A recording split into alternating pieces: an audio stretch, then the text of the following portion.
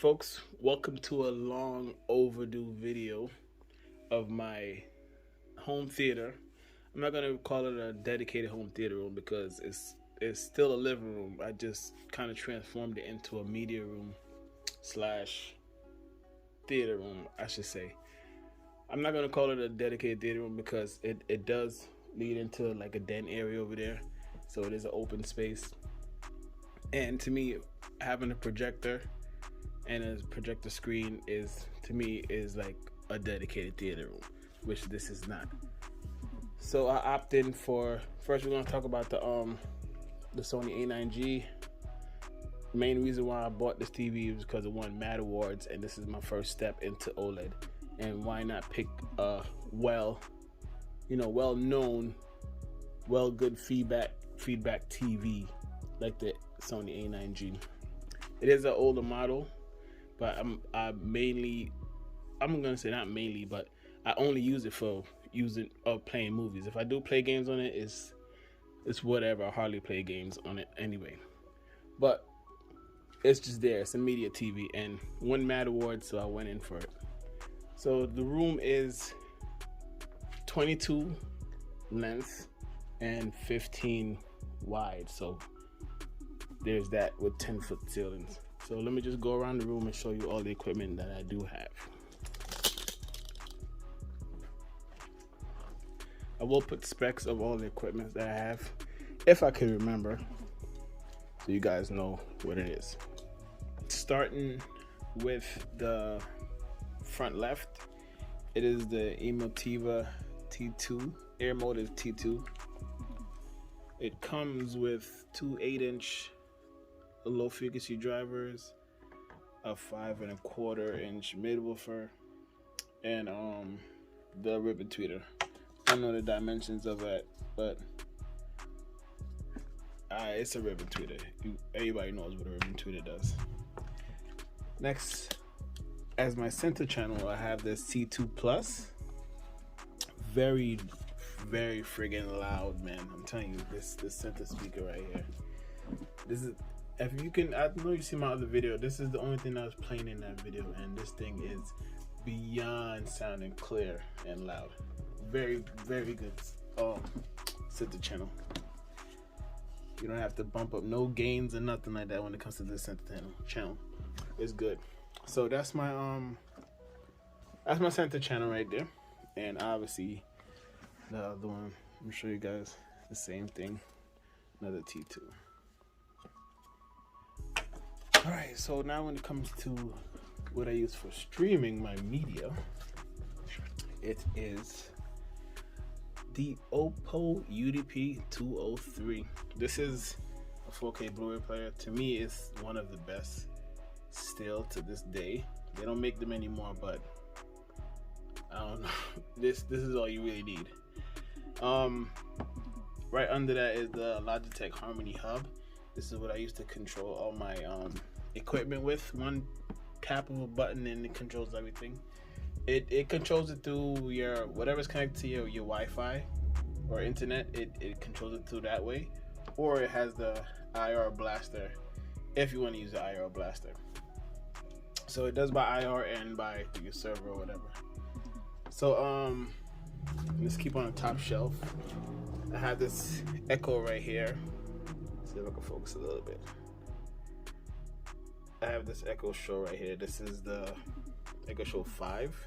This is just really a clock, so I can see what time it is when I'm in the dark. So that's that. Behind that, I have the, I don't know the model number, but this is the hard drive. Looks pretty cool, right? This is a hard drive, 8 terabyte, which I store my PS4 games on it. I think I have maybe 2 terabytes left out of the 8, and that's all PS4 games. And my PS5 is wall mounted on the wall.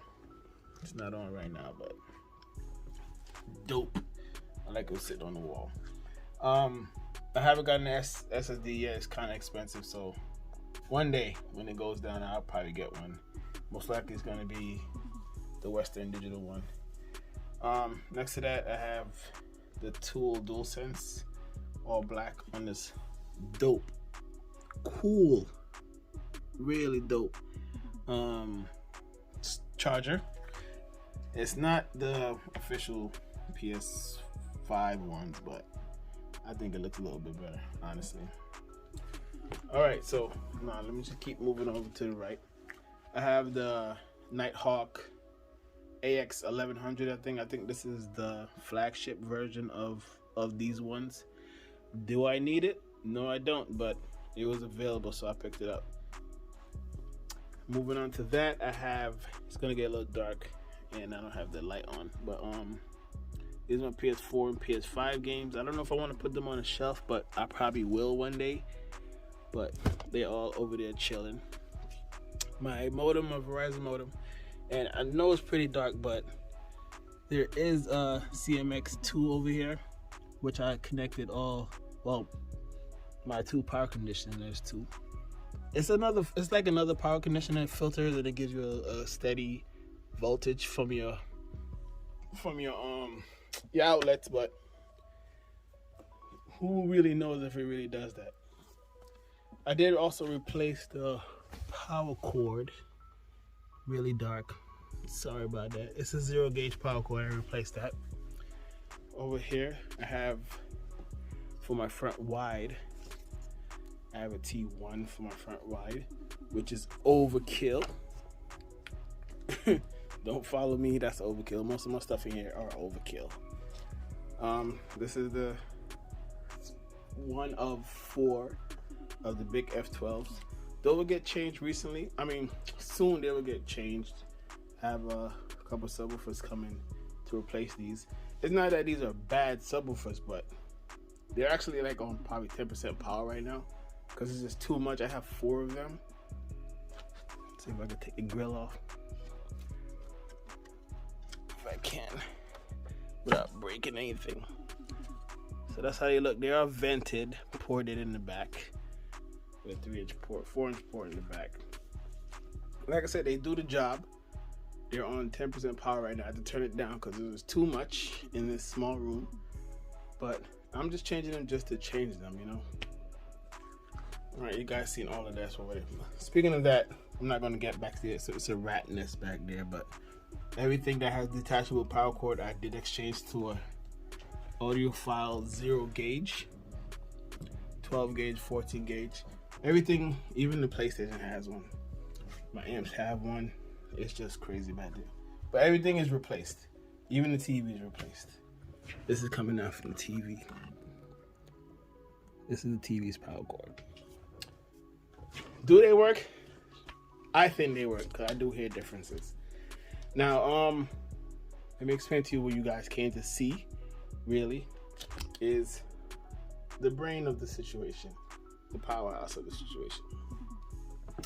Let me get down on my knees. I'm not that young anymore, so it's crazy. First, let's start off with if I can focus here, bear with me, trying my best. Okay, this is the MR5100 power conditioner filtration system. Highly recommend you get one. If it's not this model, it's other models, but you need one for your system. On top of that, I have a mini PC with a 5 terabyte hard drive on top of it. I only use this for the REW, the mini DSP, and what else was there? Mini DSP, REW, and direct. Sorry, for the Emotiva. Under that, I have an AIRCOM AC Infinity. I think it's the S10, which has the air coming from up under the amp out in the front. I can't have it go in the back because it's gonna get too hot in there. So I have it pushing out to the front, even though these amps don't really get hot. Speaking of amps, for my left channel speakers, which are 6 of them, one channel is not being used. I don't have enough room on the Emotiva to use it. But this is the Gen 3 7-channel amp running all my left speakers. Moving on to that. Sorry for the shaky cam. It is what it is. The RMC 1L. I had an XMC2 before, but I sold that to get this one because this one is fully differential. And when I had the XMC2, it was full of bugs, but since version 2.3, all bugs is squashed. There's nothing wrong with it. So when I got this one, I installed 2.3 on it, and it's been flawless since. I haven't run into any errors or anything with this damn processor. So thank you, Emotiva, for allowing me to enjoy your product with the version 2.3. I will continue to buy from you guys till you guys go out of business or something. All right, all jokes aside, below that is the other AC Infinity with my 3-channel amp. This is running my front stage. And the specs for all these amps, these are 4 ohm speakers, so they are getting around 490 watts per channel. This one is getting a little bit more because it is 3 channels. Moving over here, as you know, the Emotiva doesn't have any kind of audio capability or streaming capability, so I have the Node 2, another 5100. These are all stuff on the right hand side is connected to this one. AC Infinity again, and another 7-channel for all my right speakers. So I think I went over all of this already. Oh yeah, I do have these as the Atmos. They are the A1s. Once I get my dedicated theater room, these will be sold, or I don't know, I'll do something with that. But I'm gonna get the in-ceiling ones. So let me just walk you around the room. My babies. This system sounds awesome though, honestly. I'm not even gonna lie. This system sounds, honestly, it sounds 100% better than what I had before. Move it over to the left hand side of the room. I know you guys are hating me right now because I don't have the flash on this thing. Oh, there you go. I feel like an idiot. The whole time I could have turned the flash on. Anyway, these are my Blu-rays, 4Ks obviously. Now my Disney ones. It's usually for when I'm having family time. I watch these. And my box sets and steelbooks. I feel stupid now. I could have had the flash on the whole time. Let me just show you guys if it was too dark. Let me just go over everything real quick in case it was just too dark. I feel stupid. I apologize. They woven speakers.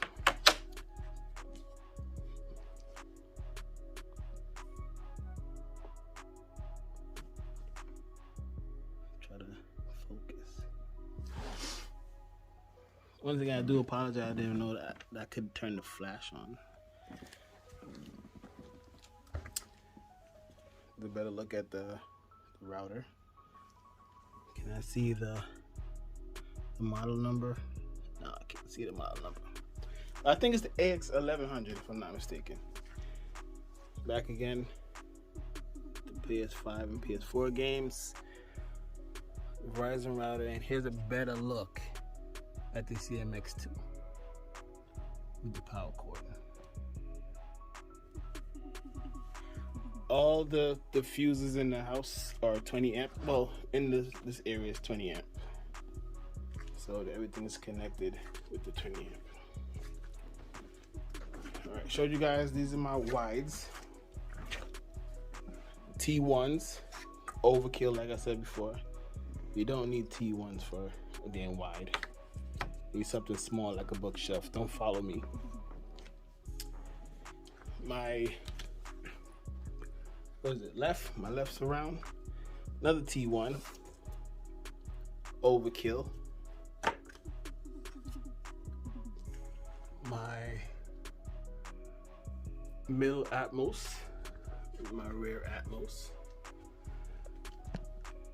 Blu-rays again, 4K.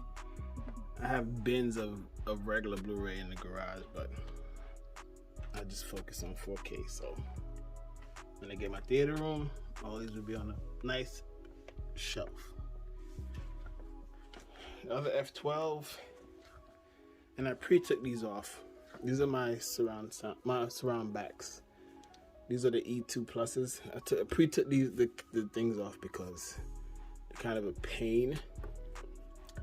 But it's a bipole, dipole, reverse bipole, reverse dipole. So it has any configuration you need. See, that's what I'm talking about. That's exactly what I'm talking about. I don't know why they didn't just make it one piece. Anyway, that's that right there. That's my surround backs. Walking over here. Another E2 right there. Another F12 right there.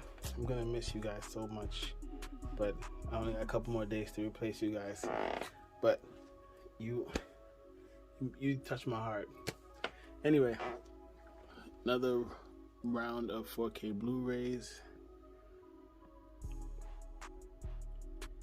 and some more at the bottom shelf over here. Yeah, it's like there's tons.